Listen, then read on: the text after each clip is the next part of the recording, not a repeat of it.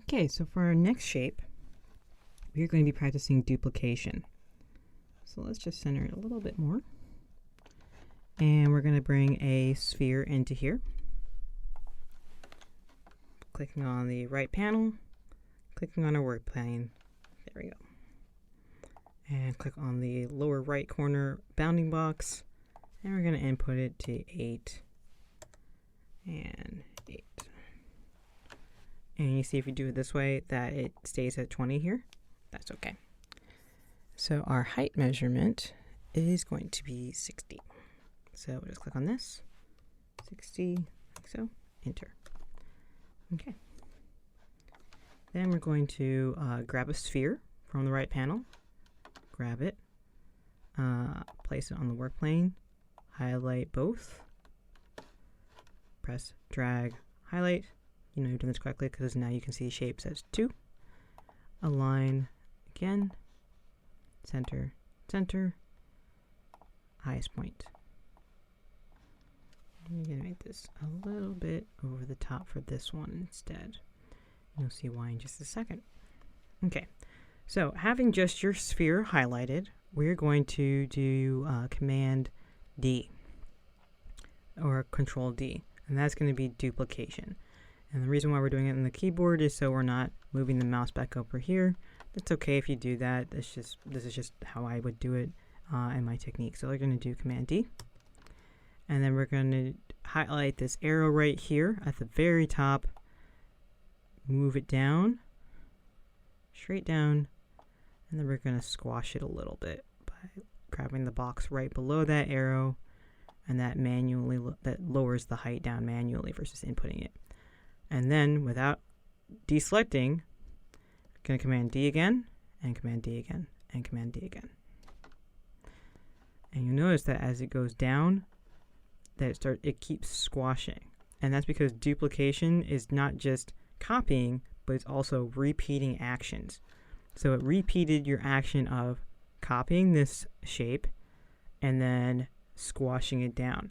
As long as you don't deselect any of that, it'll keep going. So if you've accidentally deselected, delete whatever you've worked on, start from the beginning, and then just repeat this process. This is practice. None of it's getting printed. So the whole point is getting the technique done. Do it as many times as you need until you get looking like this. Then we're going to highlight all of these, group it, and you know you're doing this correctly because you see shapes of 6, and then you're going to group this together like so, and then press D, just D, and that'll bring it up to the top. And so your shape should look like this. And again, we're going to move it over. So you see your control if I move up a little bit, moves in smaller increments. And then we're going to do our last shape. So our last shape is going to show you duplication on a flat setting around, like say, the z-axis. So we're going to grab our ring shape. So that is at the bottom or a little further down on the basic shape panel right here, like so. Again, we're not moving anything else, just staying with what we have as default. Click on that ring, and we're going to bring it in and click on the bed, the workplace. All right, it's called the print bed when it's printing, and then, yeah, so my brain's thinking of multiple terms. Okay, so you'll see that with this. It's also called a torus.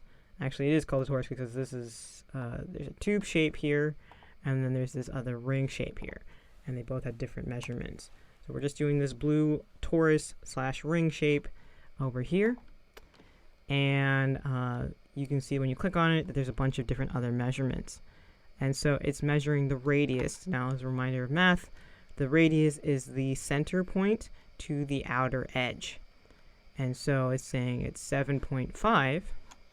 And so you'd say, well, if it's 7.5, but my shape is 20, that math doesn't make any sense. Because that should really be, putting it together, 15. Well, you have to account for another mathematical shape, and that is your tube. So right here it says tube is 2.5, and that's in millimeters. So that is saying, like, this is saying it's a 7.5 radius with an additional tube of 2.5. So that 2.5, 2.5 times 2 is 5. So you have 5 plus 15, and that's where you get your 20. And now, if I haven't lost you with the math in this, let me explain why this is important. For your ring shapes, the torus or the tube over here, it's that math together. And we're going to show you the ring in the next practice projects. And the importance of that is, like I said, it's mathematical. It can't be more or less than what it's capable of doing mathematically in the restrictions of the software. And that's also to note that if you say, oh, I want a ring to be this size, then how big is my hole actually? Because if you're making a, like this ring, let's bring this in here for just a sec. You do not have to do this for your practice project. If you're taking this and you actually want your ring to be a specific size, what's the math on that? You know, like if you're doing, like, say, we're going to be making keychains for the next thing. Again, not printed. But if this is a project that you want to do and eventually print, how do you know how big your hole is? Well, that's where this math comes in. A simpler way to do this, and I frequently do this because sometimes my brain's just like, math. I just make a cylinder, put another cylinder of the size I want, and we're going to show you how that works again as well. But so quickly explaining the math of this, even though it's just like, what? There's a method to this madness, and it is not madness, it's math. Okay, so we are going to change our radius to 30. Like so. And your ring is at 65 now. And then we're going to bring in the sphere and just click anywhere on this plate, this piece right here. So we're going to highlight both of these, and I'm going to move this a little bit more front. You can see them right-clicking and moving. You can also do a little bit of front stuff as well, and that'll get you there as well. So we're going to go to the align in the upper right again. And we're going to align these both to the edges and then to the center. Okay. So it should look kind of like this. The sphere should be a little more inside the ring, and none should be outside the ring at all. And so, like that. All right, I'm going to highlight these back. If you've clicked off, you're just highlight them back again. If you didn't, just go straight to group, like so. And then we're going to Command D or duplicate. And then we're going to rotate this. You know that we're going to rotate this by clicking on the double arrows here and moving them, and we're going to use this inner ring. So this is going to give you some rotation practice as well. And this inner ring is better than this outer ring because this outer ring is manually trying to go 1 degree at a time. This inner ring right here will go straight to the point where we're trying to go, which is 45 degrees. And there. And then we're going to Command D without deselecting, like so, until we filled up the ring like that.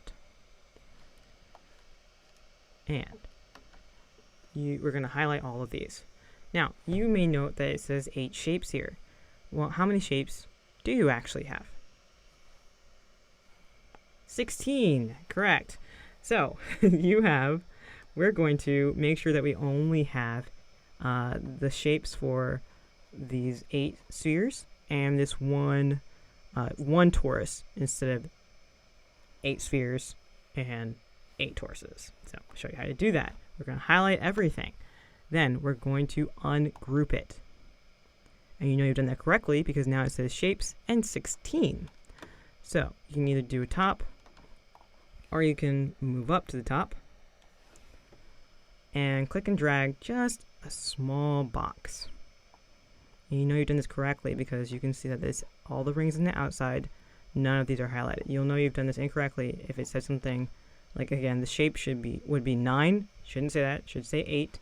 And then you'll see that little halo we talked about earlier that has as highlighting your other one. So if not, just unclick it, do it again until it says 8, and you can only see the ring, that blue halo around just your outer shapes. Shift, click on it once. Now you're down to 7 shapes, and press delete. So when you highlight, click and drag all of them, you should have 9. And then you're going to group that. Now, why did we do that? We did that because the more shapes that you have on your work plane, the bigger your file. So I've made this little ring shape smaller in size, and that's important when you're going to go and put it on a flash drive, or when you're going to go give us like a group, like a file to like a sharing file on a cloud account or anything like that. And that will save you the trouble of having to deal with making sure it's big enough or small enough. Because if you could have just made it smaller, then you don't have to worry about making sure it's large enough to be able to be read. And then it's not taking up any extra space on any of your devices or anything like that. So there you have it. You have 3 shapes. We're going to make this a little bit neater. Highlight all of them and align it together like so. Move this over just a little bit. Yeah, not too bad. Okay, so you finish your practice project for grouping and duplication. But how is this practical? How would you use any of these shapes for anything that you would want to make into an actual object that is something you could use over and over again? Well, let's take this ring shape over here. This is something you do not have to do. We're just going to show a demonstration of this. Say this ring over here, this is something that you could use for, say, a cookie cutter, this technique. And you say, well, how would you do that? We're going to grab a cylinder. And we're going to click it on here. Grab that whole cylinder. No, I'm not going to do that. I'm going to duplicate that. Shift, Option Shift. Make it a little bit smaller. You know you've done that because it has the 16 there. Drag it up with the height. Okay. So like I said, again, this is just an example. Don't follow along. Just follow along, but don't try and do this if you don't want to. All right. And we're going to click and drag this whole thing, and we're going to group it together. Okay. So if you were going to do a cookie cutter or something like this, you could use the same technique to make different shapes that have values that you would actually be able to create something that would be useful or cool or whatever you want to think of it as. Like so. So let's just take a look at this for just a sec.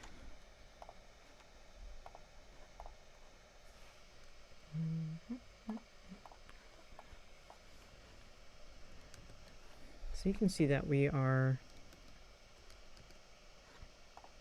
using the techniques, again, that I did for the ring over there, to do something that's a little bit different. Okay, like so.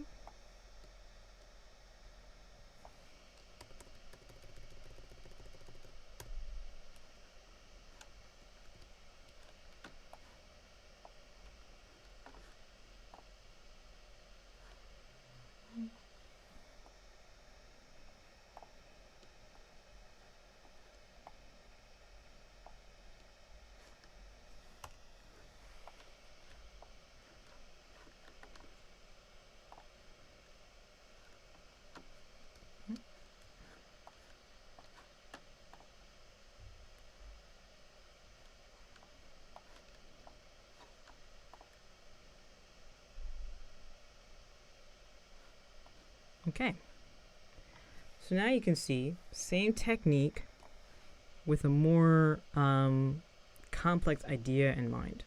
And this is what I mean when I talk about using learning techniques first and then utilizing those techniques to go into more complex directions. It's like when you see it broken down like that, you might say, oh, well, I've seen these kind of things on like Instagram or Pinterest or YouTube, and I didn't know it was that simple to make a shape like that. It is. If you are wanting to do this for, you can add your extra space here, your extra, the holder for that. I'm just going to increase that to, say, 40. Take inner walls.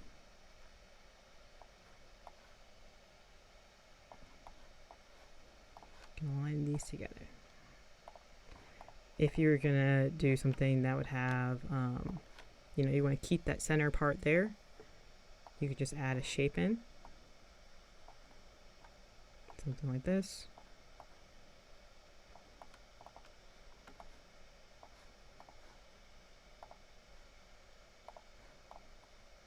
That'd be that one cookie cutter. That could be all one sheep, like so.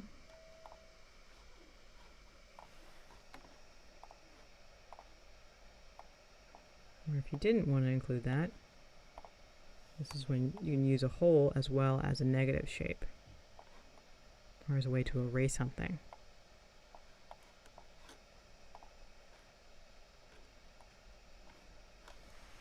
And there you have a cookie cutter. So think about how you want to utilize your shapes and techniques as you go down the road, and you can start seeing how shapes make other shapes. And that's one of the key importances of something in a software like Tinkercad, to utilize, take a shape, break it down, and that builds up into something that you can utilize in practical uses. Okay, so we have now finished our grouping and duplication project here, our practice project, and we're going to move on